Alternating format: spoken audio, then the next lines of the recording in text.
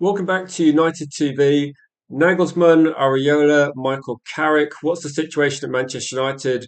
What is going on regarding who's going to be head coach next season? Have Manchester United decided, or is it just this? Is this a process where they're going to be approaching different managers to decide whether they're actually interested in joining Manchester United? This is one of the streams where we're going to discuss all the different options. And if you're watching live, this is a good opportunity for you to let me know what you think in the comments regarding. There's a lot of options on the table. Stick with Michael Carrick, keep Michael Carrick, but maybe change some of the coaching behind Michael Carrick. Maybe look at Nagelsmann, bringing him in with different coaches. Areola's another option. I think Manchester United will probably be linked to other head coaches over the next month or so as well. And I think one of the things is going to be that I don't think this is going to be a decision that we're going to find out very quickly. Also, I don't think, according to some journalists, this might not be 100 results based either. So there might be a different factor involved. So if Michael Carrick gets Champions League football, I think a lot of people think it's a done deal. He will stay.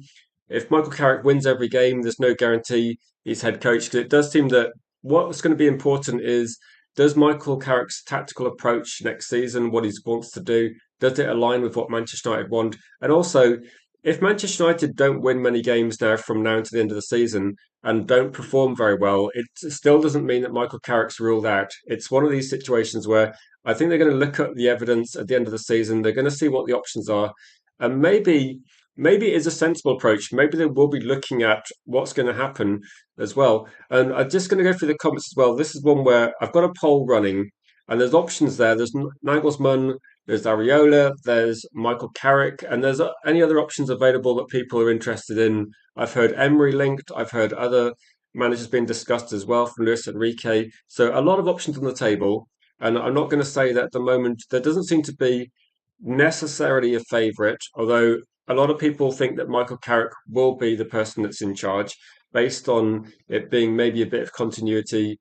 It's probably going to be a cheaper option, and but it might be an option that they might think, let's see if Michael Carrick can actually do it in the longer term. It is going to be a difficult ask for whoever's in charge. We know that. So to go through some of the comments is I also saw the story this morning that in terms of like manager situations, it's not just Manchester United that are looking to replace their manager either. It's there's a lot of other clubs looking at the situation. There's a Newcastle job up for grabs, it seems. Also, maybe Liverpool situation. Nagelsmann might be also linked to the Real Madrid job. So it's not going to be clear cut, and there is a chance actually that some of Manchester United's main targets might actually look at other options as being preferable. But I did see this as well. Like Jose Mourinho is apparently favourite to take over from Eddie Howe at Newcastle. And this is quite breaking news, so I don't know how Newcastle fans will react to this, but it's an interesting one. They might be positive, but I think Mourinho's got one of these reputations of actually getting things over the line. Whether it's going to work at Newcastle, because I think Newcastle are going to be the sort of team that I don't know what their resources are in terms of like, are they going to be able to financially back a new manager in Mourinho? I don't know. It would be, I think, from a Manchester United fan perspective, it would be interesting to see what happens if Mourinho goes there. I mean, it's a difficult one to call, but he would certainly have some demands on the ownership regarding that. So that's an interesting point, 100%. Good morning to Jeff, all the way from the USA. Good to see you, Jeff. And I do have a quick question for you, Jeff, as you are obviously a referee, and people that don't know that you've got a lot of experience in refereeing. I just maybe just in the comments, just let me know what you think regarding the Lissandro Martinez situation. A lot of people have been debating that on other channels about whether they think it should have been a red or not. I'm going to just avoid that for now. We talked about that a lot in the past. But so Frank Lampard is a candidate for Bournemouth. Says, well, if you're Bournemouth, Frank Lampard, I don't know. It does feel a bit like a lot of managers are going to change hands. So in terms of the story, I did a very short TikTok video this morning saying that Manchester United have approached Nagelsmann. This is not going to be a shock to anybody because Manchester United will approach a lot of different head coaches. And this is probably going to be stage one of Manchester United working out whether Nagelsmann wants to join. I'm just going to put a couple of things out there as well that I saw. So this is where the conversation is going to be going for the next, say, next hour, is that Michael Carrick at the moment, yeah, his position isn't really under threat, but it's going to be one that is decided based on what other opportunities there are. But Manchester United speak to Nagelsmann. The most recent update regarding this from Fabrizio, which I think again was late last night, was that Manchester United are very happy with Michael Carrick. And this is interesting in terms of language that Fabrizio uses. They're happy with his attitude, which I think most people will be happy with that. I think that the tactical approach is probably something that people are questioning a little bit based on the Leeds match in terms of which players started, how long it took to actually address things as well. So I think people are actually looking at that and questioning it a little bit. And relationship with the players, I think, is good. But some fans actually look at that and go, well, maybe Michael Carrick should be a bit more demanding of the players physically in terms of fitness levels.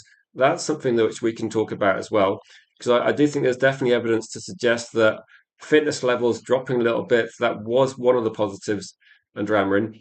But Andy Mitten posted this recently as well, saying that nothing's changed in terms of how he views it. And he's looking at this as saying that it's a results based decision that if Manchester United get Champions League football, Carrick keeps his job. I think that's not necessarily what other journalists are saying. I'm not going to say it's not necessarily a factor, but I think it is potentially not the. No, it's not everything. Manchester United will be looking beyond the short term results this season. If you're thinking about it realistically, if you got let's say 4 or 5 games based on those results, I don't think that's going to be what you base your decision on. A lot of it's going to be based on, do they think Michael Carrick will cope next season? Champions League football, FA Cup run, League Cup run, having to play 2 games a week, maybe having to play 3 games in 9 days. This is going to be a different situation. You're going to have to rotate, but you're going to have to maintain standards. There isn't going to be there isn't going to be the sort of leeway you get at Newcastle, maybe at the start of the season, and maybe Aston Villa, where you're struggling massively and you're trying to balance two competitions. The expectation will be that Manchester United, whatever position we finish this season, will be expected to try and do the same, but also manage the Champions League campaign. So it's going to be pretty difficult, I think, to for any manager. If Nagelsmann comes in as well, we don't know what the demands are that he wants. It is possible that Nagelsmann wants a little bit too much in terms of what he wants as well. Welcome, Sophie, to the chat as well. Good to see you, Sophie. Hope you're having a good day. Cheers, Steph, as well. So I'm going to be going through a few of the comments and questions. As always, if you're new to the channel, this is kind of an interactive debate channel where if you're commenting, I'm not going to try and push forward my view at the moment. I think I'd really like to know whether if Nagelsmann wants to join Manchester United, and one of the things that Fabrizio's been saying, and this is something that I think will be a factor, we've seen Tuchel sign with England. We've seen Ancelotti extend his international contract as well. So we've seen some managers not interested. We know that Oliver Glasner was interested, but he's kind of been ruled out. We know that maybe De Zerbi would have been interested, and apparently Areola would be interested, but there's no negotiations. And I think Manchester United at the moment regarding Areola, it was something we discussed yesterday. It seems there's a little bit more coming out, and it's almost like Manchester United in terms of like where they stand with Areola, it's like Manchester United want to keep some options open. Maybe they would be disappointed if Areola went to Newcastle, but if Newcastle are looking seriously at Jose Mourinho and Areola, it's going to be a difficult one. If you're a Newcastle owner and you're looking at Mourinho, who's got the reputation, who's got the trophies, but Newcastle do have limited budget and what they can do. Maybe I was thinking regarding Newcastle, what you might be looking at is what's the best fit for your club? I mean, Mourinho would be an interesting one. Are Newcastle in a position to challenge for serious trophies? I think it's still domestic trophies at the moment for Newcastle, given their squad, but maybe that might be something that Mourinho can get over the line. Because you'd probably say for Newcastle to try and win, maybe like they won the League Cup, maybe you need to try and win the FA Cup or try and at least get back into the Champions League or do well in those competitions. It's a risky one. I think Areola's one that it seems Areola feels like a safe option for Newcastle. He's loads of Premier League experience. He's used to working under a budget. He sets his teams up difficult to play against, but I don't know how Areola would cope either with trying to manage Manchester United, all the expectations of a Champions League campaign alongside a Premier League campaign. It's a step up in pressure, isn't it? It's quite difficult to actually guess whether that's going to work as well. And welcome to the chat, Jules, as well, another channel legend, saying the wording regarding the hairpull stipulates that either one of these must be true. Player isn't challenging for the ball, excessive force. Okay, there's definitely not excessive force, is there? There's definitely not excessive force there. And he is challenging for the ball as well. So I think if that's true, then it's a little bit. I can't remember see if Jeff replied, but that's a little bit unlucky, I think, regarding this one.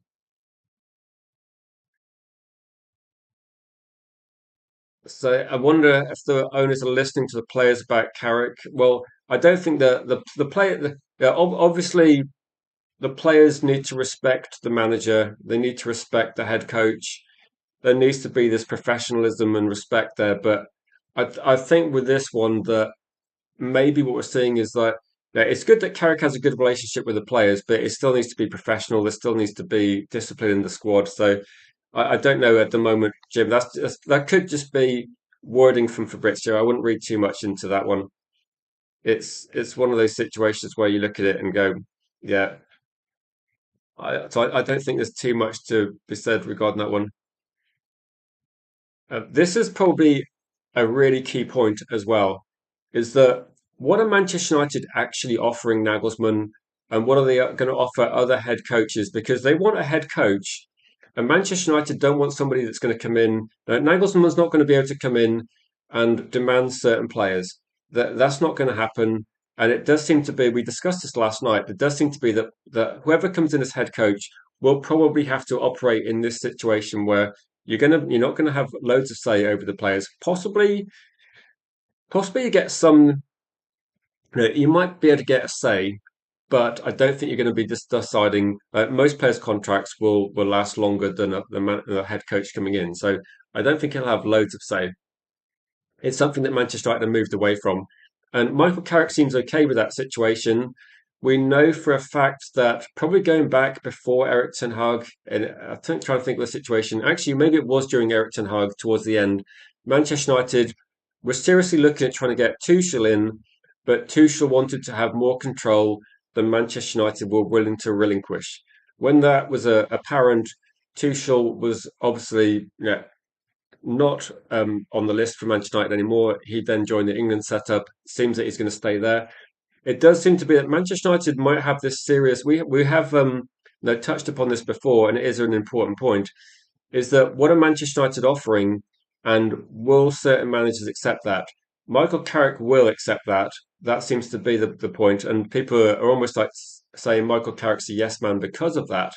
Will Nagelsmann accept that? And how much power would Nagelsmann have if he got offered the Real Madrid job is another question as well. That's one where that is certainly player orientated, and if things go badly there, you're gone quite quickly. I think in Manchester United they are willing to give a manager or head coach a bit of time. Like they showed that under Ruben Amorim. We finished 15th, but they didn't sack him. They did give him a bit more time. So you might get a little bit more patience than certain clubs, but there will still be an expectation that you have to perform and you won't be able to get to handpick the players you want to sign. So it would be maybe for Nagelsmann, if control is important, and I think for a lot of the top player of top lot coaches, it would be difficult. And that's why it was definitely. I'm somewhat thinking this one that when we're having this conversation about Manchester United speaking to Nagelsmann, I was hoping that I don't mind it, and I think it's interesting because Nagelsmann obviously has good track record. I'm looking at it and thinking I would love to know what Nagelsmann thinks regarding the Manchester United job. How does Nagelsmann view it? What does he think? I'm pretty sure that like Fabrizio says, Areola wants the job. He's keen, and that's obviously a positive. So it's an option for Manchester United. But also with Areola, now that it's known that he's leaving Bournemouth, if you start seeing some competition, if Areola gets offered the Newcastle job, it's going to be very difficult for him to turn down a big job in the Premier League. It's going to be it's going to be one of these situations where if Manchester United did want Areola, they'd have to operate a bit quicker. If Manchester United want Nagelsmann, Nagelsmann might be in a situation where he's holding out for a better job. These are all the factors where I think at the moment, even if Nagelsmann was Manchester United's favourite candidate, they might have to actually modify what they're offering a head coach coming in. They might have to change it a bit, like Stephanie's alluding to. You might have to say, look, okay, you can have a bit more freedom, but that's the difficulty United have got. If once United go down the route of saying Vivell, Wilcox, Barada, you're going to have a lot of power regarding transfers, shaping the squad, even choosing strategies regarding tactics and things. Then the head coach will have to somewhat fit in with that. It's a difficult situation to try and get the best candidates because you got to relinquish a little bit. Why is Vincent Company doing so well at Bayern? That's a good question. I think with Bayern Munich, let's be realistic here. Bayern Munich have got the resources that other teams in the Bundesliga don't have. They've got the best players, they've got the biggest budget. And saying regarding the ownership model and the league, I suppose with the league have got fan ownership in the league, but also let's just be realistic here. It's not a level playing field, is it? Bayern Munich have got the best players. They've got the financial muscle to buy the best players from any team in the Bundesliga as well. We saw actually, if you remember, just to say how different the Bundesliga is, we saw that when Wirtz left a Bundesliga team to come to the Premier League, teams that are selling players in the Bundesliga are almost desperate to sell them to Premier League teams because Bayern Munich is buying up all the quality players in Germany and making it very difficult. It's a bit of a mismatch. So Vincent Kompany's doing great at Bayern Munich, and it does mean that they find the league relatively easy, but I don't think that translates to him succeeding in the Premier League. It's not necessarily going to be that. He's doing well there, but it's different, isn't it? Like if you're manager of Bayern Munich, you should be doing well. Like you should be winning trophies. So yeah, they are close to that, aren't they, Jeff? They are close to that sort of one team situation. And welcome Berber to chat as well, saying that Bayern are after Anthony Gordon apparently.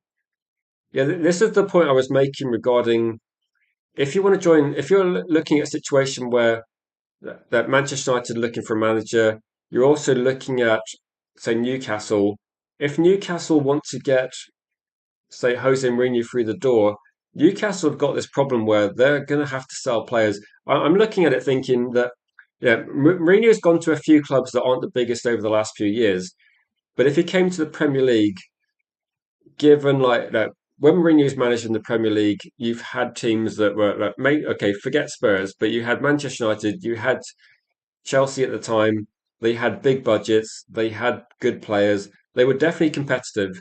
Like taking Manchester United from like Mourinho got second in the league, you win the FA Cup, you win the Europa League, you got the resources to win cups. If you're going to Newcastle, then the difficulty is going to be that Newcastle are effectively selling players every window and some of the better players because they have to. Like Newcastle were forced to sell Elliot Anderson for only what £35 million because they needed to try and raise money to bring other players in. They sold Isak because he wanted to go. They're going to sell Tonali. They might sell Gordon as well. They're bringing in decent money, but the thing is that they're having to spend that money to then replace those players. They're not really Newcastle aren't really a club at the moment that, given the financial rules of football, Newcastle aren't allowed to spend the insane sort of money that they've got as an ownership model. So it might be that Newcastle will get a bit of a boost for the Champions League, but they really need to. This is the sort of thing that if Newcastle could actually, under Mourinho, finish in the Champions League qualifications for a few years in a row, that might really open the door. But I think Newcastle are one of these clubs that potentially, once they get there, they might. If they do get there, they would be hard to stop. But getting to that level will be a bit tricky. Now, for people watching as well, if you are new and we're rebuilding the channel a bit as well, please share, subscribe. Let's build this channel back up. I've been speaking to people behind the scenes, got some great guests lined up, and some of the people that have been making contributions recently, you might have seen the match reaction with Isabella Helgi, a regular guest. We will be getting these people on as well. We're going to be building up big towards the transfer window as well. Lots to talk about. Yeah, Newcastle fans are not fans with Manchester United at the moment because this is the difference, isn't it, with Manchester United? if Manchester United want to get a manager and Newcastle want to get a manager, United seem to be, yeah, United are reluctant to spend, but Newcastle actually can't spend because of the rules. That's given Manchester United a little bit of an advantage regarding this one.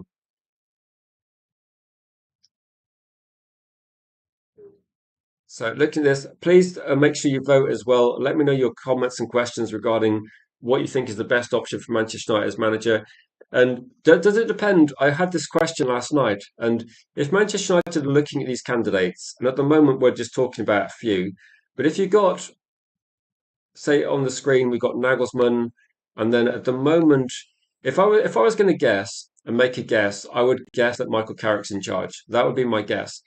And I would guess if Michael Carrick's in charge, would it change the transfer window? Like, would we go for different targets if we had Michael Carrick or Nagelsmann? And my best guess at the moment is I don't think it would change things too much. I think Manchester United are doing their research already regarding which targets they want. I think whichever head coach comes in, or if they stick with Carrick, I think the targets will be very much the same. And I think it's the same as the one thing that we're going to avoid as a club, and maybe the one thing we're going to do differently is probably Eric Ten Hag got too much say. We chose players based on Eric Ten Hag knew them. There were links with him in the club in the past, and we looked for certain attributes in players under Eric Ten Hag, and then we started looking at different players under Ruben Amorim. We started looking at more physical, more mobile, quicker players, and you look at maybe trying to suit maybe Belieber is like the best target. Maybe he's one of the best options if we did have Ruben Amorim. And I think at the moment it's almost like that like a year ago, 18 months ago, Manchester United came out and said, we're going to sign players for the club rather than for like an individual manager. It makes more sense. And that's why if Manchester United go to Tuchel and go, right, these are the players we're going to sign. This is the style of play we're envisaging. This is kind of like the tactical approach we're looking at trying to do. These are the players that we want to sign. Tuchel probably has to deal with that, or he's not going to be able to. I don't think Tuchel's going to be able to look at our shortlist and go, actually, I think we need to get this player in instead, or this player. I think it's going to be a difficult situation. That's why I'm looking at it thinking that when people say like Carrick's a yes man, I think you might like it's frustrating, but you might have to be a yes man to get the job. It might be like they look at Nagelsmann and Tuchel. If they wanted Tuchel, they'd have had to change what they're offering. That's a fact. Ryan says I was a big Mourinho fan. So lots don't like him, but if he was the manager linked, I'd actually be a bit excited for it over the ones we're linked to at the moment. That's an interesting one, isn't it? I think he really divides people, like really divides people with Mourinho, the same way that Bruno Fernandes. I think with this one, um, I didn't mind Mourinho. I think Mourinho was let's be realistic. When we're talking about, and we mentioned this earlier in the stream, when we look at some of the things that are being said regarding Michael Carrick, and I'll just put them up back on screen so we can look at them. When you're looking at this, then the players like his tactical approach, and the situation at the moment favours him. And it seems that compared with like other options, like this is the one from like this is the quote from Fabrizio, direct quote saying, "Happy with his attitude, tactical approach, relationship with the players." I think with this one, if Manchester United had Mourinho, you would definitely look at say that the relationship with the players things would be different.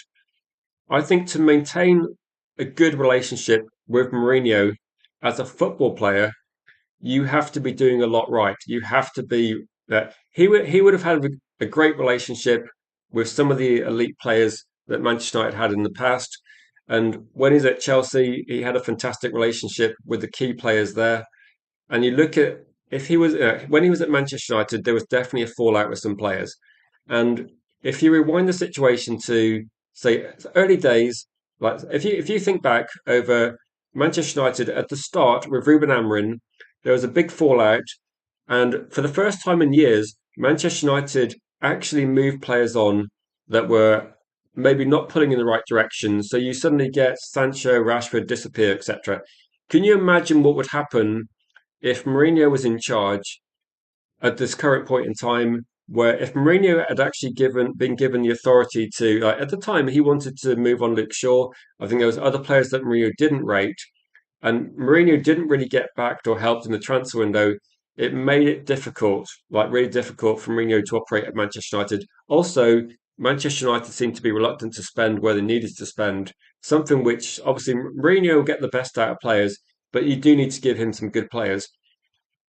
So I'll say this, Ryan. It might be a controversial take, but if Mourinho was linked and Manchester United got decent players, I'd be genuine. I said this as well. I said about half an hour, actually 20 minutes ago. I said if Mourinho went to Newcastle, I'd be interested to see because I think the guarantee is that something will happen. Like if Mourinho's linked, if Mourinho's at a club, we've seen it loads of times across Europe that that club will maybe have a cup run. There will be an expectation, but also if you Mourinho, one thing I will say, and he will again, if you got some negatives about Mourinho, please get them in because there's two sides to every story. The positives of Mourinho is he does identify which players are pulling in the right direction and will be suitable in terms of trying to win the trophies we want, and he will also call out some players. It's not going to be every player's friend, but he will be pretty honest and pretty blunt. But and I think I've seen behind the scenes footage on other clubs as well. He will be pretty straightforward with players. He will give them a straightforward response, straightforward. He has obvious demands, but it is a bit like the same demands we have as fans. I don't think Mourinho, like potentially some of it spills into the public domain, which isn't something I want to see. But I think Mourinho's demands for players will be fairly in line with what fans want to see. You want to see effort, you want to see improvement, you want to see players that take on tactical instructions, but also take some initiative. I think Mourinho is yeah, has had success at the. You look at Manchester United winning a European trophy. You look at the Chelsea dominance. You look at managing Real Madrid. He would be someone that, if you're a big name player, then I think Mourinho does command a bit of respect from what he's won. I know fans will have a different view, but I'll say that it would be interesting. I think Newcastle fans, I'd be really interested to see. But again, I appreciate that. Like Neil says, Mourinho, no thanks. Again, it is someone that's been at the club under different circumstances. It's pretty much the same. I'm guessing a little bit the same as when Manchester United were linked to Ollie. People look at it as going right. Ollie was there.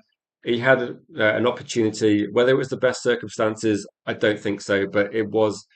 It kind of played out, and we've seen what's happened. And people move on, want something different.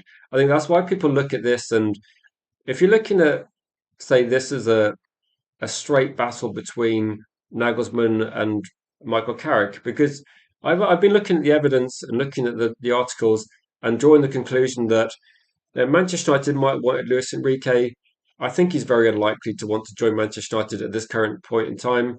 Maybe in a couple of years' time when Manchester United improve might be a factor. I get the thing that Paris Saint-Germain will making him an offer that financially he can't refuse. That's what I'm thinking. Paris Saint-Germain are going to be making a crazy offer to keep Luis Enrique there, so he's not going to be there anytime soon or leaving there. And I think that the interesting thing is going to be that would Real Madrid make an offer to Nagelsmann? They might do. They might make an offer to Nagelsmann that Nagelsmann can't refuse. I suppose the only danger of going to Real Madrid is if Nagelsmann goes to Real Madrid, you will be certainly expected to get significant quality results and success in competitions, or you're gone. Like Real Madrid are the sort of club that would sack managers that have performed well if they haven't won everything.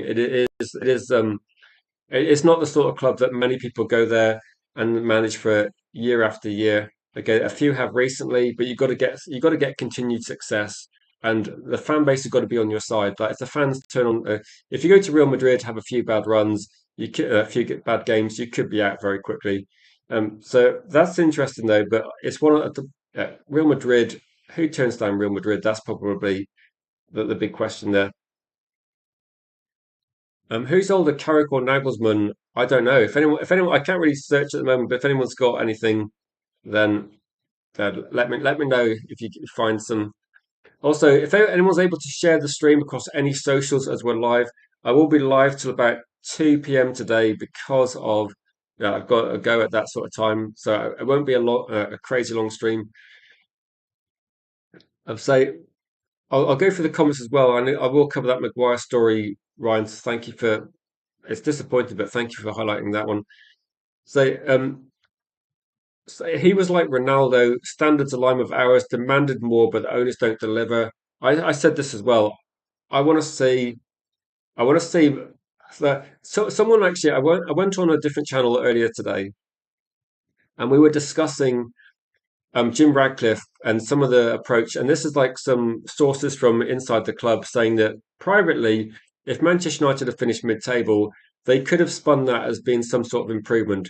And I said that is ludicrous. Like to try and like spin anything, any position above 15th as improvement would be ridiculous to most fans. Like the demand has to be much, much higher. Like Manchester United should be that the fact we're not in Europe is an embarrassment. And if we're going to be supposed to be happy with like eighth or ninth, that would be ridiculous because that would just mean another year with no Champions League money, another year where players look at Manchester United and don't join because they want Champions League football, and it would just make it harder and harder. But this is like really annoying, really annoying. Harry Maguire is going to miss an extra one game ban, charged with misconduct. Honestly, this is that Manchester United are pretty much down to. We're going to play Chelsea now. We're going to know the centre back partnership is going to be Yoro and Aiden Heaven, isn't it? There's literally no one left. So that is really disappointing. It's this is like this is frustrating, isn't it? Because you're kind of that so with some of the things I can't remember what Maguire did. Was he like clapping or was this to do with like when he got his red card, how he left the pitch? But some of these things you're thinking that now, Manchester United have already got some issues with the lit injured. Then, whatever we think about Alessandro Martinez, again, it's frustrating. But this could potentially cost Manchester United. It's going to be tricky. And okay, I'm not going to make excuses for say the players individually. Like they should. Some of the situations we're in could be avoided. But this is something that as fans we highlighted. I talked in when I was talking in January and doing transfer streams and discussing all the sort of like linked players.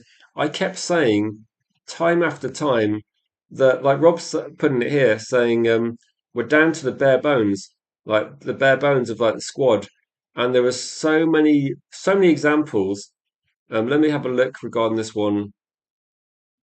I saw this question. I'll answer that in a second. But I made this comment in January where Manchester United, this is it, down to the bare bones. Manchester United, at the moment, you look at our squad, and in January, what happens if Casemiro is suspended or injured? What happens if Kobe Mainoo picks up a knock? What happens if De Ligt was injured? What happens if another player gets an injury? What happens if Lamens gets injured? We have no backup striker, no real backup goalkeeper. We have no midfield backup beyond like Agate, who's not good enough. This is like the weakest squad Manchester United have had in terms of numbers. Like the first 11, there's some quality there. There's some good players. If everybody's fit and available, the first 11's actually got some good players in there. But once you like take players out, every single player that can come in is a downgrade. Like you take out the first team. Look at the teams that played against Arsenal and Man City. You gradually replace each player in that team with someone worse. You put Agati in there, he's worse. You put in younger, unexperienced defenders, they struggle a bit more. You take out Lamans, exactly no backup striker, no replacement really for Mbuemo and Cunha. If Bruno Fernandes is injured, like it is one of these situations where this is something that needs to be addressed. Like it's for some reason it's gone really bad. First interview question is going to be yeah, and if you look at it, then what can you say? What can you say? Your only centre back options are going to be probably it's heaven and Euro, isn't it? Like I know that didn't Agate fill in a bit during the game. We've seen like in the past, like Eric Ten Hag put in Casemiro as a centre back, but it shouldn't be a centre back. It is ridiculous. If Man United run out of centre backs and have pretty much no options in midfield, It is poor because we're not talking about an injury crisis. We're talking about an extra couple of players. This is an interesting question from Lumen saying, would I advise Carrick to stay away from Steve Holland and implement his own ideas? So when we were talking about this last night, we did quite a long stream discussing this, and one of the things that I thought was, and actually Helgi mentioned this as well. One of the things that was discussed was that behind Michael Carrick, you've got other coaches that do have tactical ideas. They do have do have their own strategies in terms of how they should play, what they should do. I know Michael Carrick will be a part of that as well. And I was thinking if Manchester United go down the route of keeping Carrick, and that's at the moment, I would say at the moment, in my view, it's probably like a 60-40 chance that Michael Carrick stays. He seems to be the front runner at the moment. If Michael Carrick stays and you're looking at Manchester United, I would say United need to look at the coaches and just say, at the time when Manchester United got Michael Carrick in, it was mid-season. There wasn't loads of time. They've got time to think about this now. If um, if Michael Carrick's going to stay on, maybe it's worth looking at the coaching team and changing that a bit. Because at the moment, it would be like maybe Carrick needs some more experience. Maybe that's something that should be looked at for Manchester United because I'm not going to say it's just Steve Holland or it's just Carrick. We don't know how much you're factoring in those, but you could be looking at it and saying that maybe he should look at that because if Nagelsmann came in, there's no way like Nagelsmann's not going to come in and work with these coaches we've got. He'd bring in his own team, and if you're looking at Luis Enrique or Ancelotti, they would bring in their own team the same way that Ruben Amrin brought his own team in. You'd be looking at you'd be looking at that as well. So and yeah, this is the candidates we're looking at, and I suppose Carrick, in terms of experience, Nagelsmann very young. I will say this though, Nagelsmann's been talked about as a potential. Like, there's been some fans that are fans of Leipzig, Nagelsmann, the Bundesliga, and have looked at and have followed his career for quite a while. And I think Nagelsmann was on the radar of a lot of fans, probably at least when Ole Gunnar Solskjaer was leaving at that stage. So Nagelsmann's not a new name.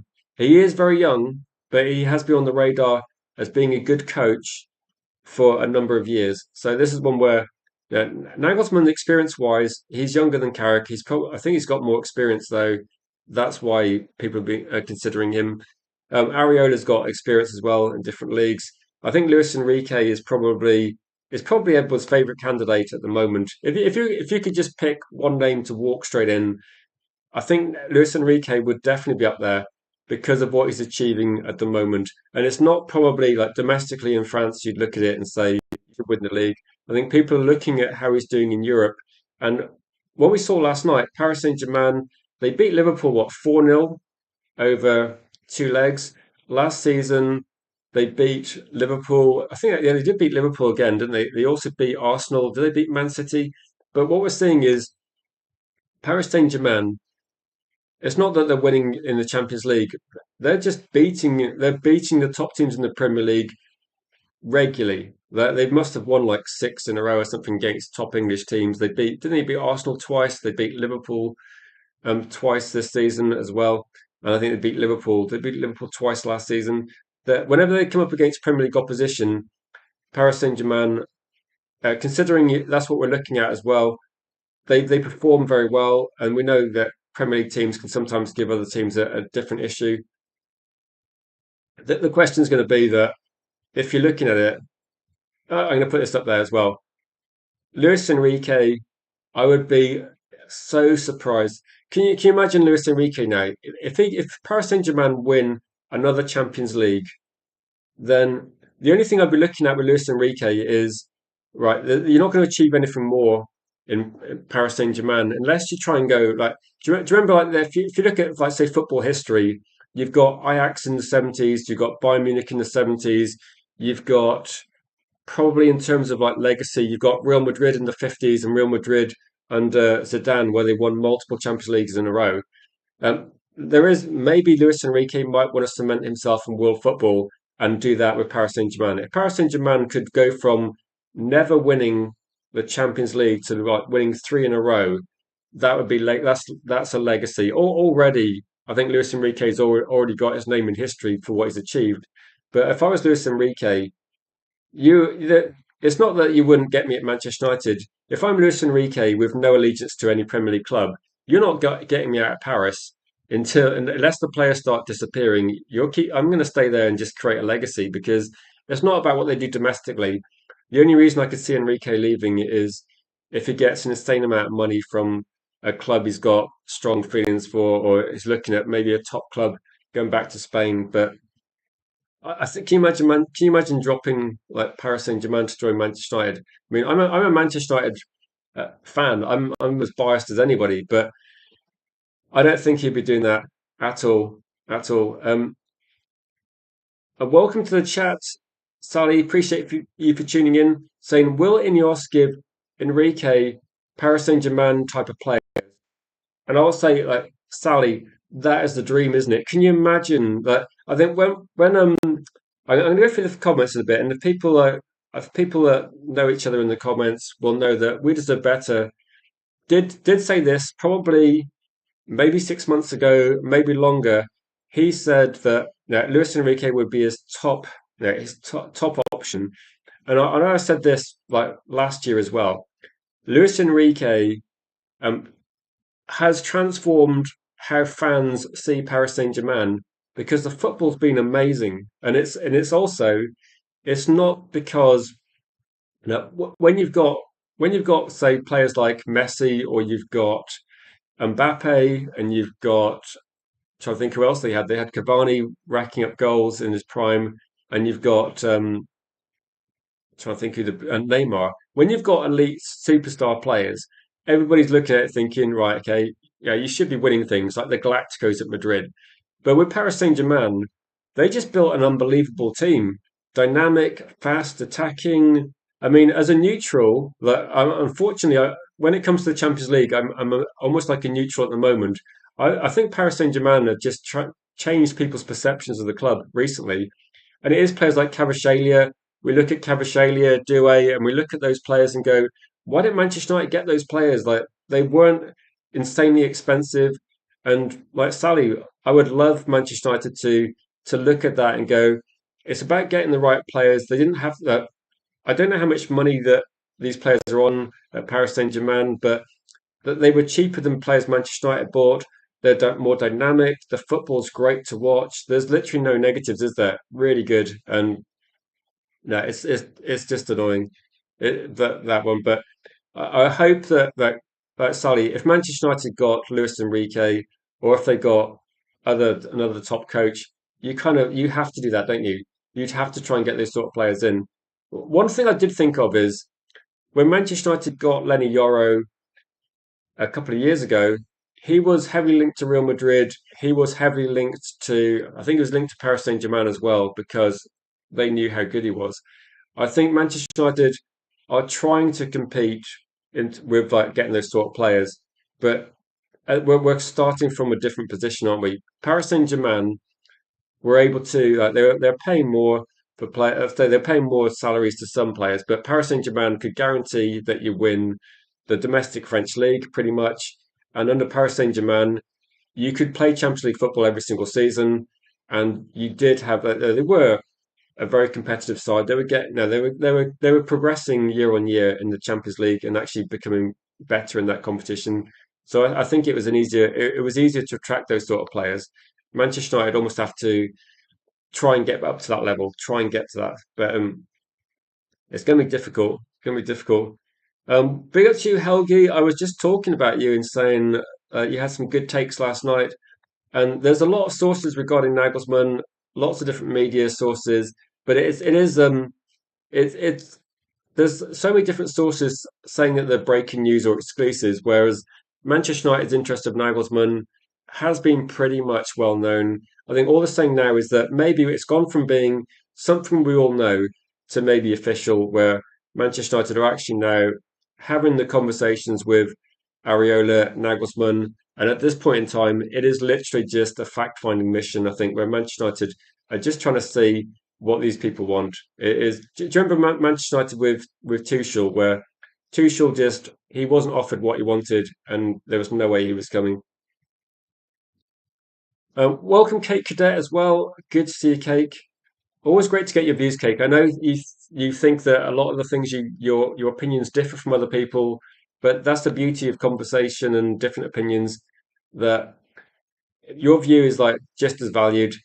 So Carrick needs more experience and in truth, more progressive style of play if he wants to attract, say, top players you're looking at there. And do you think with this one that Michael Carrick, he's got the coaching setup he's got. You've got Holland there that's got, and I think if you're looking at if you gave Michael Carrick a week to put together a team of coaches, that's pretty much what we got at the club. If you give Michael Carrick a lot more time, and he can actually maybe, you can imagine a conversation where if you sit down and see what does Carrick want to achieve next season, does Carrick have a chance to be head coach for next year? And if Michael Carrick, he knows he hasn't got all the skill set, all the experience, but he needs to get experience around him. It's exactly, in my opinion, it's so much like having Alex Ferguson at the club, but getting Carlos Queiroz in, who had tactical ideas that were different, and then having like you have Steve McLaren in at some point, you have Brian Kidd, you have all these different people, but Carlos Queiroz was kind of one where he came in with an approach which actually yielded fantastic results at Manchester United in that so towards the end of the 90s.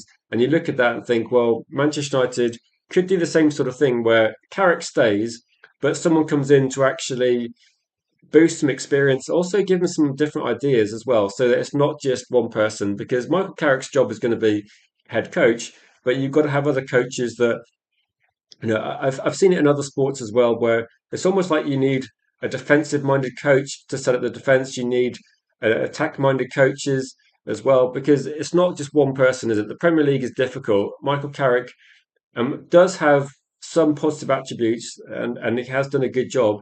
I think I will say this: the coaching setup at Manchester United since Carrick took over has done well, but I think a lot of people are expecting that the difficulty level with a European campaign alongside a Premier League campaign is like a level. It's going to be more difficult, and so Michael Carrick will need more experience.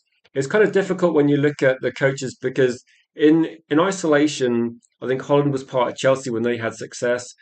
He was part of England when international football is different because it's very often for England, it's very often you qualify easily, you don't have much competition. When you get to a tournament, it's pretty much about not getting knocked out. So it's different to, I think Southgate, his more boring approach is okay in knockout football and international football where you just don't get eliminated from the competition.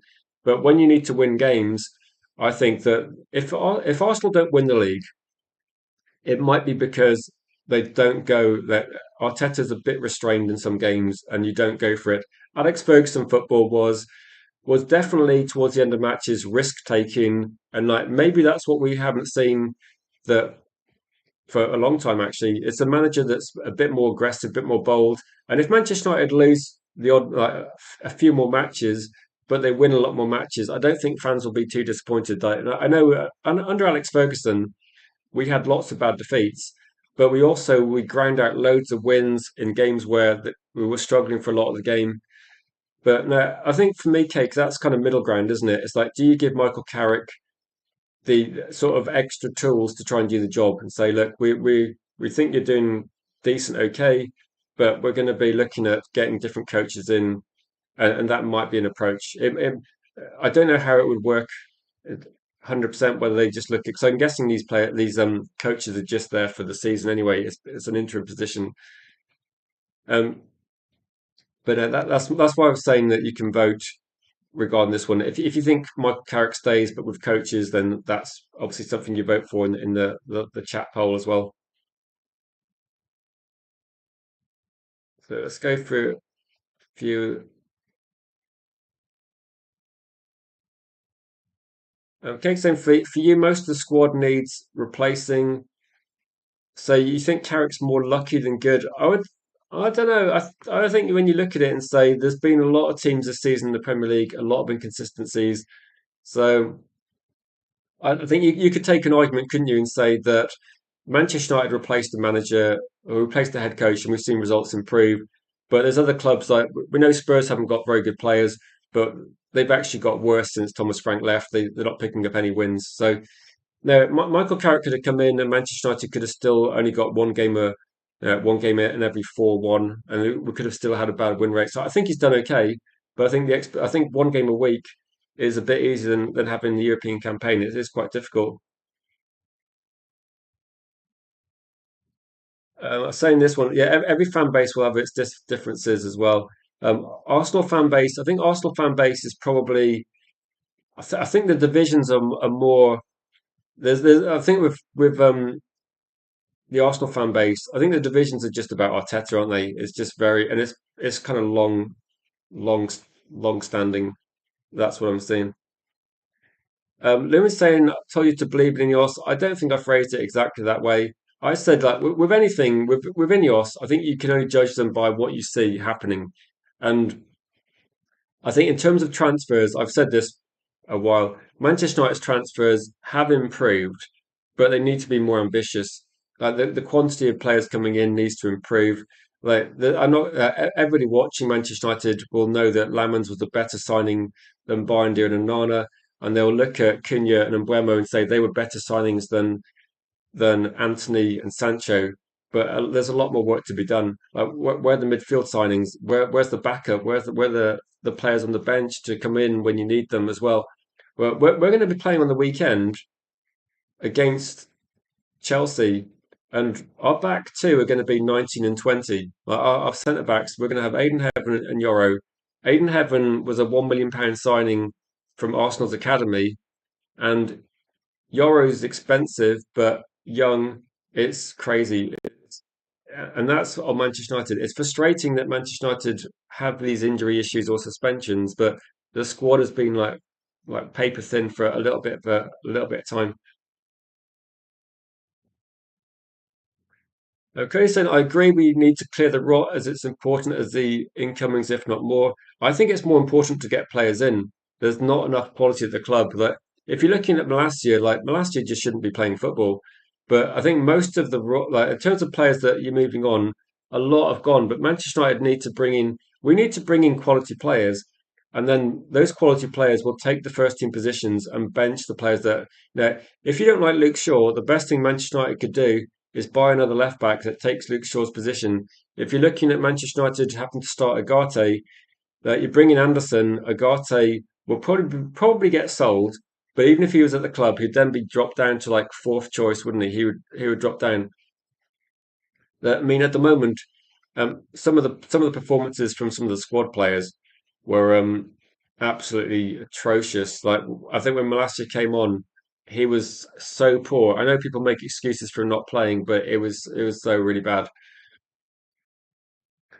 So in a minute, I'll look through the poll results and see what people are thinking. But as always, like there's been some great comments and questions tonight, which I would say tonight, today, which has been really positive. I think some of the things that's interesting is as fans, myself, plus everybody watching, plus guests we have, everybody's going to have a different view. And I know Helgi's strongly of the mindset that it's not his favourite option, but he thinks that Michael Carrick will be in charge next season. And I said as well that for me, I'm not sure if it's my favourite option. I think at the moment it is because I don't know if there's any I don't think there's any head coach linked that 100% wants the job. I think we're linked. I think we're talking to people, but it's a little bit like talking to like Frankie Jong and Mbappe. They might not have, want to join Manchester United. We can talk to Luis Enrique if we want, but I don't think he's coming. And I think it might be that Manchester United, at this point in time, that if we're trying to attract football players to the club, I think we can do that with Champions League football. I think if we're trying to attract managers to the club, I think we might need to be in a better position to get the elite managers. I think we might have to. I don't see any scenario where Manchester United. I don't think we can compete with Paris Saint-Germain in terms of like convincing Enrique. I don't think we'll be a better option than Real Madrid if that's Nagelsmann's options. I think if Ariola's looking at Manchester United and Newcastle, okay, we can definitely win that one. But I think at the moment, if Manchester United say if we finished third again next season, bought some better players, did quite well in the Champions League, got to the knockout stage. I think we might be in a situation where the next manager, if we were looking to get a new head coach, then they might look at Manchester United and think, actually, no, that's 2 years in a row. Champions League football seems to be guaranteed. The squad's looking actually better, and it might be a less risky job for them to come into. Because at the moment, if you're Nagelsmann, you're 38 years old, you're trying to build your career in international management, and you're looking at your options. Manchester United might be one of those clubs that maybe you look at and think, actually, yeah, if they improve a bit, maybe 1 or 2 years down the line, they could be a good option. Whereas for Michael Carrick, I think at the moment you're there, you're getting decent results. The fans want you to succeed. There is positivity. There's definitely a benefit of actually knowing the club. And I think with Michael Carrick, I look at that and go, I think it could work, but I don't think it's Manchester United's best I don't think it's necessarily the best option possible, but it's something that might happen.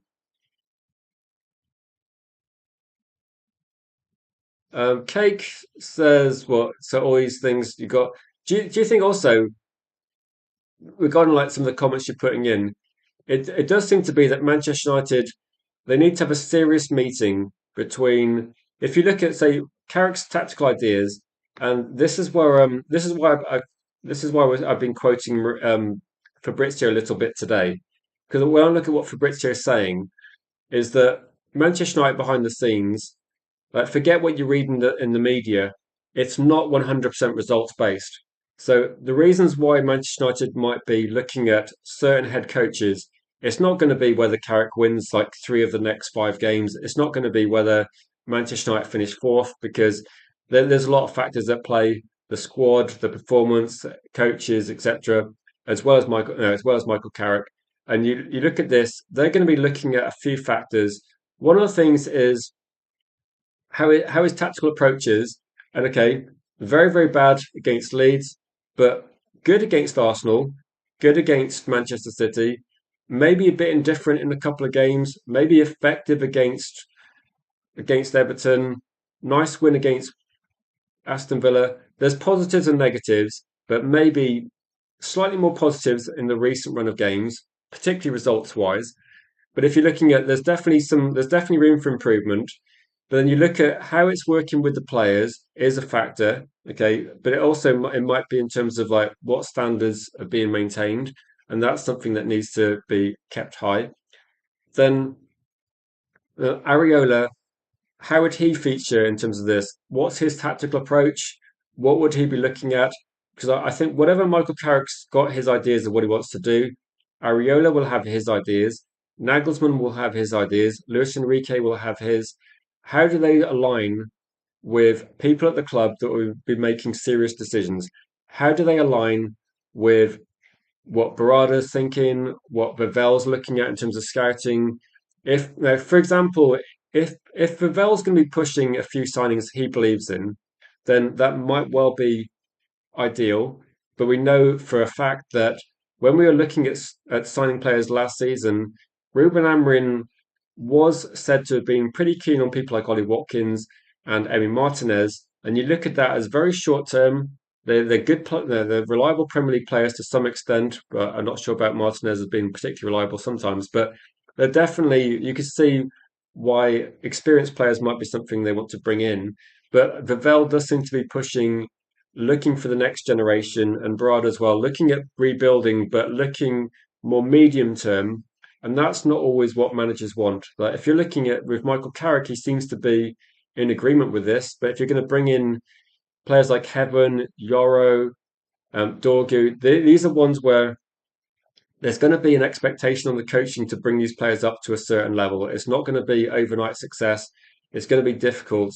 And I think if you're Luis Enrique, you'd have to look at it and go, right, this is kind of like a bit of a reset, isn't it? You're not going to get the same, you're not going to be able to jump from Paris Saint-Germain where you got the squad capable of winning it multiple years in a row, and you got to jump to Manchester United.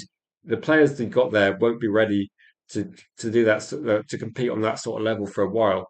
So it is if your approach doesn't really match what Manchester United are doing, it might be best not taking it. So I think with this one, that's why it's difficult because Man United aren't offering to buy some world class players every single window, spending huge money. They're looking at a slower rebuild, which it is frustrating, but I can see maybe in 2 years' time. Maybe in 2 years' time, yeah. Fabrizio looks a bit. Let's replace Fabrizio with Nagelsmann. Just looks happy there. I don't know what the photo is from, but it looks happy. I'll put him back on screen. No, I think with this, it's going to be very much a case of who's the best fit at the current state of time. If Manchester United were, and I said this when we were talking about Manchester United moving from, say, moving from Alex Ferguson to a new manager, David Moyes wasn't a good step because David Moyes wasn't used to being expected to win trophies. He had a different skill set maybe that was good for Everton, but in terms of Manchester United, got to be bold, you got to be aggressive, you got to try and win every game. Try and no, you're not fighting to stay in the Premier League. You're trying to win games and win trophies. And I think with Moyes, it was a bit of a gamble. There were other options available at the time. And I'm thinking now, actually, it's a slightly different situation now because Manchester United aren't in the same position they were under Alex Ferguson. We're not regularly competing for the Premier League title. You need to bring in a manager that is somewhat skilled in rebuilding teams. Like you're going to have to do a bit of the work Alex Ferguson did in the early years. You've got to try and rebuild the team back up, but there's still going to be an expectation to not get knocked out of competitions early. So it's a tricky job, and I think if anything, this is probably the one season where I'm looking at Michael Carrick and thinking, actually, if you might be considered a yes man, but that's probably what Manchester United need at the moment. If Manchester United improve massively over the next 18 months, then maybe we have a very different. Maybe then I'll be looking around and going, actually, what's the best manager possible out there? Because we got the squad to try and win things. We need to get over the line. Who's out there that could do it? And I think it's for me, the situation is really important regarding who you look at. You have to look at where the club is. It's like with Newcastle. I think with Newcastle, if they're looking at Areola, you go right. There's some stability. That he's a good coach. He's good tactically. And then if you get Mourinho, I was thinking if Newcastle really get Mourinho, um, you better give Mourinho what he wants. Otherwise, Mourinho is going to be it's going to kick off in about a year's time, isn't it? It's going to be a short term situation. Well, I can stay live for a little bit longer. Um, I'm just checking. I've got delivery coming, so I'll need to head off. But I will say. So you're saying, Carrick, I will go through the. Actually, I'll go through the poll as well, so we can discuss the results. Beatrice Soy says choice between United DNA, up and coming tactician. Either way, I'll be fine. Just furnish the squad, aging midfield, replacement, Agate, etc. I think yeah, that if Manchester United get Nagelsmann, Manchester United's problems don't disappear, do they? In the same way that if we keep Carrick, the problems are still there. And I think you make a good point, Solly, because I'm not getting super stressed about it. Um, cheers, Cake. Appreciate that, friend. I'm not getting stressed about the situation because I can see positives in either one. Like it's not that I think one would be levels above another one. I just think there's different issues at the club. The head coach is definitely an issue. It's definitely an issue. I'm not going to say it's not, but I think that if you bring in Nagelsmann, like Agile Beast says, Nagelsmann would be great. I think Nagelsmann he'd be a statement signing, wouldn't he? Because he would be someone where it might help get some certain players over the line, possibly. But Nagelsmann coming in, we still have to go like sensible and quite heavy in the transfer market to try and do this. I'm just wondering whether Manchester United, you know how we quite often go for certain names, like big name players.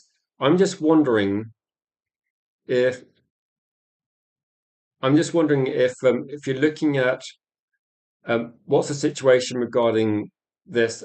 Oh, Manchester United. But do you think Manchester United? This is another question. Do you think Manchester United are actually looking at Nagelsmann, thinking it's another way to actually attract certain types of players? And is that going to be a factor? But if they're looking at it, you know how Manchester United sometimes look for big names. Do you think United are looking at it thinking, if we get Nagelsmann, this might help us get an Anderson on board. It might help us get another person on board. A bit like when Manchester United. Do you remember when Manchester United got Mourinho as manager? And we quite shortly after that we signed Zlatan, and Zlatan was pretty much no. I would have come earlier if Manchester United had Mourinho, and I was thinking there's certain players that will sign because of certain managers. I'm not saying it's. No, I'm not going to say if we get Nagelsmann, we get Anderson, that it's that simple, but it might be a factor. There might be, Nagelsmann's got a good reputation in Germany. What if Nagelsmann comes and then a couple of players that you got Diamonde, you got, I think a few other players linked from Germany. You got Diamonde, for example, you got Angela Stiller. If suddenly they're like, right, we're on board, and then if they want to come, those deals are easier to do. So there is there is more than one reason I think why Manchester United might be looking at Nagelsmann, but he's probably the only person actually I've seen where I think there's a lot of credible arguments to make.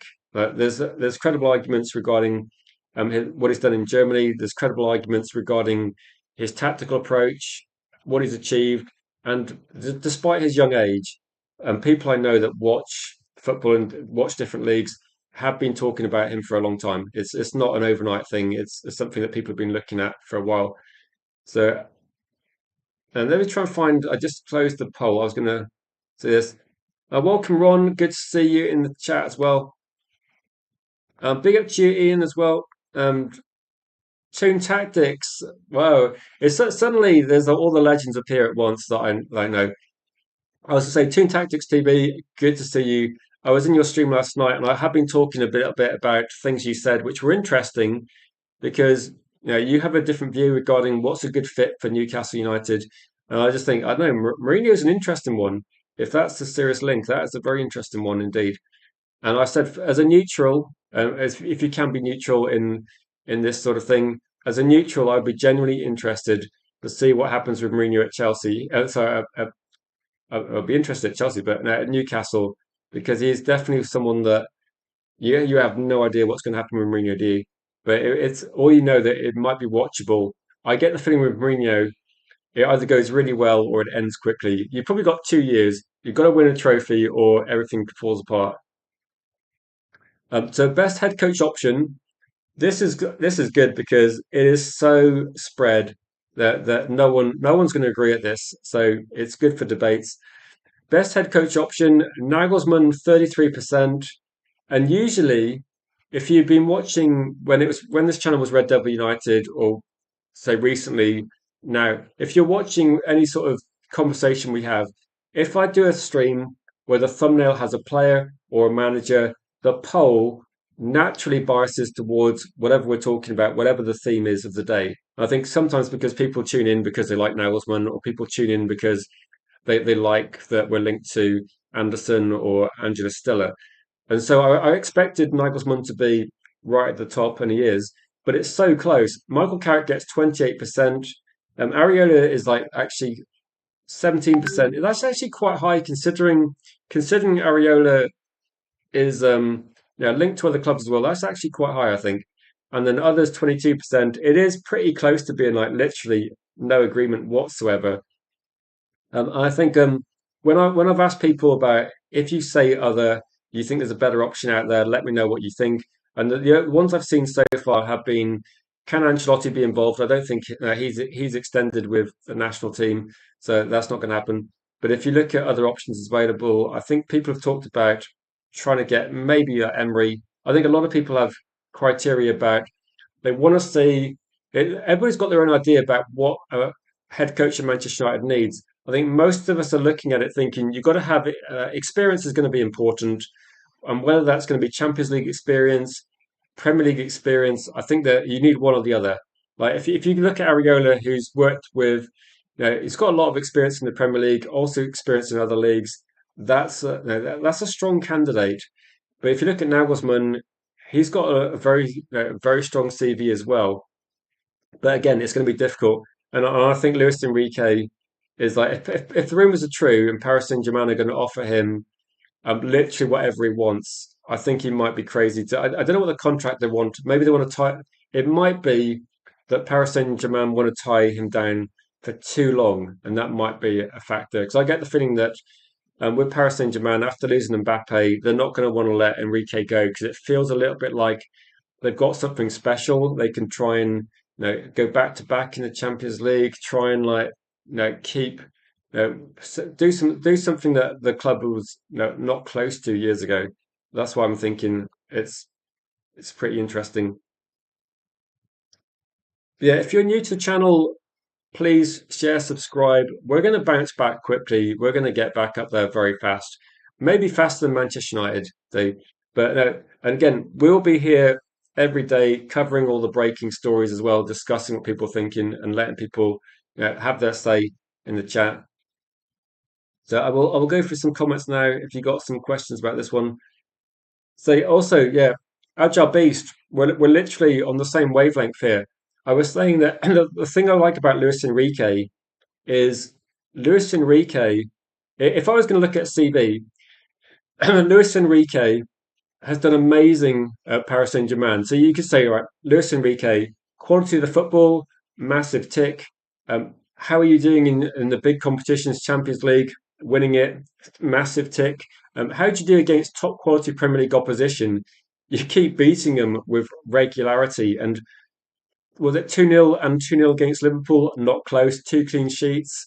And you do Arsenal last season, you beat Arsenal twice. You beat Liverpool last season as well. I think they might have beaten Man City as well, knocked them out. So they've literally knocked out all the top Premier League teams over the last few years. Paris Saint Germain have been taking care of them. Luis Enrique at the moment has got a perfect CV, isn't it? Absolute perfect CV. So, and you look at it and go, yeah, can you imagine if Luis Enrique joined Manchester United? And I'm not going to say it's going to happen because I think there's no chance of it. Then I'd be sat here like extra excited because I would be looking at it thinking, if Luis Enrique, with Manchester United's potential financial power we have got, but also the fact that players might want to play for Enrique because of what he's achieved, the style of play, and it's not just style of play, is it? It's a winning style of play. Like if we play great football and beat Liverpool, City, Arsenal, and win the Premier League, it would be unbelievable. But I do think that it's not going to happen because he's too good. I think he's honestly. That this is what I'm going to say. I've got to be realistic and say Luis Enrique has got better options than Manchester United at the moment. It's kind of at the moment. It's probably he's probably up there as number one, but it's unfortunately it's not going to happen. And yeah, I guess he would bring his team with him, wouldn't he? As well, that he would bring his team, and that's why I said that maybe with the options available. And I know I've said this as well pretty transparently that at the moment, given that I don't think Enrique's interested, I don't really see Nagelsmann as being interested, but I could be wrong. We'll have to find out if any more gets said about that. I think Carrick might end up being the the best, maybe the best option, but maybe you're looking at getting a team around Michael Carrick. So not just Michael Carrick, but putting together a talented team around him. That's what I was thinking. So I think there's a lot of things Man United could do. I don't think it's necessarily just get Carrick or just get this person. I think you can look around it and yeah. Are Sunday calling shows a regular thing? I think they will. I think if Manchester United aren't playing on a Sunday, then they can be a regular thing. I think if Manchester United play on a Sunday, it might be that if we do a big show as a after that, it might I can't guarantee every week, put it that way, but I would say that I would definitely be trying to do them every Sunday because then it can be something where myself, you, JR, regulars that want to come in for and Neil, that it might be a good forum where we can do that as a kind of like certain show, and I will try and do that as much as I can because that's one thing that I think is fun. And the timing of last night's stream clashed with the Champions League. I know. I might try and do something a little bit. The thing is that it's quite difficult to set up before Champions League matches finish with like the stuff I have to do behind the scenes. but maybe what I'd be looking at is trying to. I could possibly do like a late night stream at 10, but I don't really want to do too many late night ones. But I might be looking at doing something. I'll do something tonight, but I don't know what time it'll be. But again, if you're in the socials, like there is a link in the chat. There is socials there that you can join where Cody is doing a really good job of posting every time we do a stream. Cody posts it to the Facebook group, and people can see that group and they can get involved. And I share things on Twitter, so I've got my socials there as well. I'll just post this in the comments. There's a Discord server that's got over 60 of us in there as well. That is something that Jim regularly posts to, and I share every stream in the Discord server. So if you want to be kept up to date with what we're doing, it will be regularly, multiple times a day, fan content, and it will be posted in the Facebook group, posted on Discord and X. And we're not going to be individually messaging people too much, but we will be just posting it there for people to see as like a notice board and go, right, if you want to get involved, absolutely fine. If you want to get involved as a guest, that's something we're going to be doing on Sundays where people can come on and say that.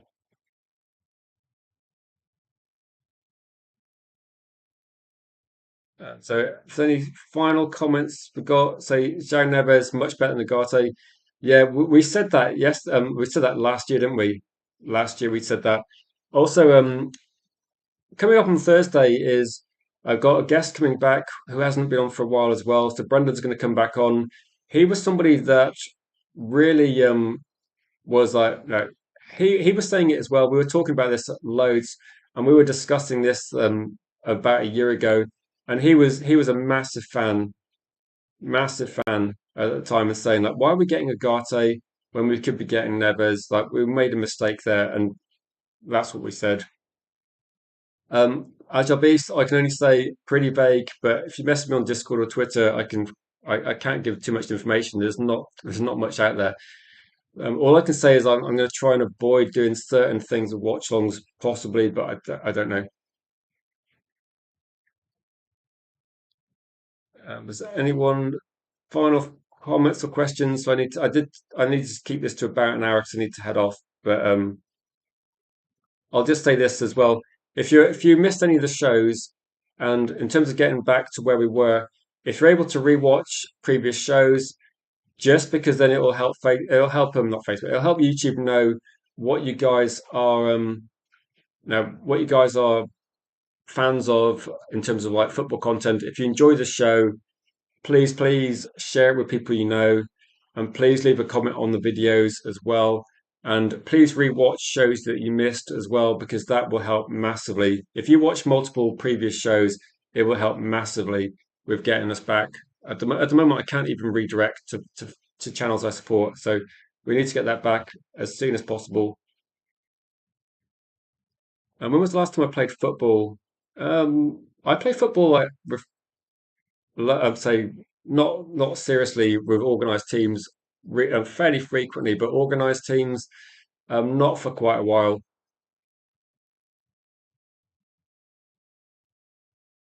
So yeah, if anyone can like big up to you, Danny. If you're able to watch the show again, it will definitely help get us back up there.